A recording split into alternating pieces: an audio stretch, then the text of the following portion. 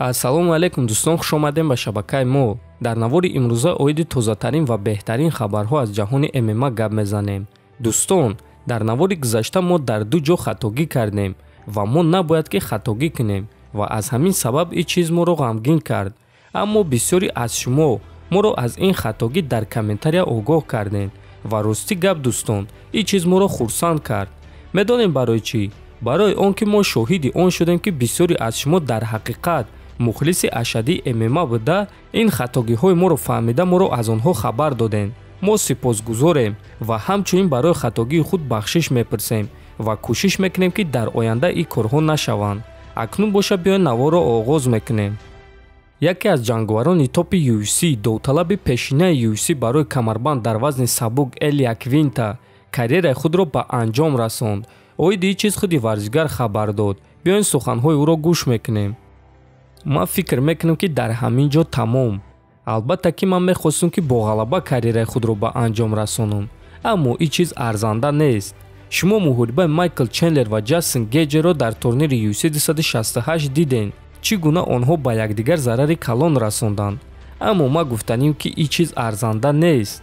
Рости гап ин аввалин муҳорибае буд ки ман таслим шудам. Боби Грин маро ба нокаут роӣ накард, аммо ман худам хостам ки ин муҳориба зудтар ба анҷом раса.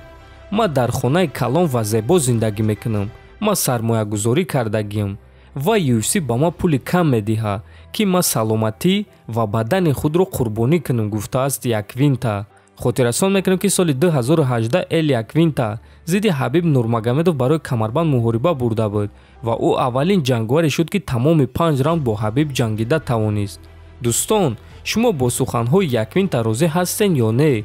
Оё барои 200-300 ҳазор доллар саломатии худро қурбонӣ кардан арзанда аст ё ин ки не? Метавонед фикротонро нависен.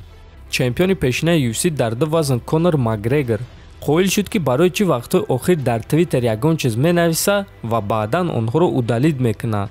Биёед суханҳои Макгрегорро гӯш мекунем. Ман доимо чизе ки дар кор аст ҳамонро гап мезанам. Аз сомонаҳои хабарӣ боша онҳоро паҳн мекунанд. Баъдан ман ин суханҳои худро аз саҳифаи худ удалид мекунам. Ман дар саҳифаи худ чунин чизҳоро нигоҳ доштан намехоҳам, гуфтааст Макгрегор. Ва дӯстон, баъди якчанд муддат Конор Макгрегор ин суханҳои худро низ удалид кард. Акнун фикр мекунем ки ҷавоби ин рафтори ӯро фаҳмидем. Хотиррасон мекунем ки айни замон Макгрегор баъди осеби вазнин худро барқарор карда истодааст ва аз рӯи суханҳои худи ӯ боз ба қафас баргаштан мехоҳад. Дӯстон, шумо ба баргаштани Макгрегор боварӣ доред ё не?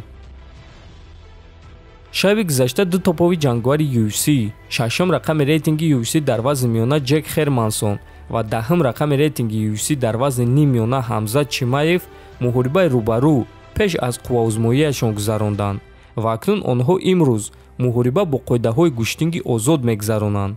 Ва дӯстон, бояд қайд кард ки дар вақти вазнкашӣ Ҳамзат Чимаев ки дар вазни ним миёна баромад мекунад, аз рақиби худ ки дар вазни миёна баромад мекунад вазнинтар буд. Вазни Чимаев 90 кило буд, а вазни Хермансон боша 88 килограмм. Ва агар сода карда гӯем дӯстон, пас Ҳамзат Чимаев дар вазни 77 килограмм баромад мекунад, а Хермансон боша дар вазни 84 кило. Аммо чӣ хеле ки мебинем Ҳамзат аз рақиби худ вазнинтар буд ва аз ин ҷо фаҳмида мешавад ки барои чӣ Чимаев дар ду вазн баромад кардан мехоҳад. Шаби гузашта саҳнаи баргаштани Умар Нурмагомедов ба қафас ва рақиби навбатии ӯ муайян шуд.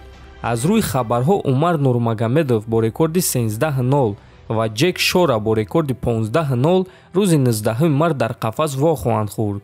Хотиррасон мекунем ки Умар Нурмагомедов дар UFC ҳамагӣ як муҳориба гузарондааст, а рақиби ӯ Шора бошад дар UFC 4 муҳориба гузарондааст.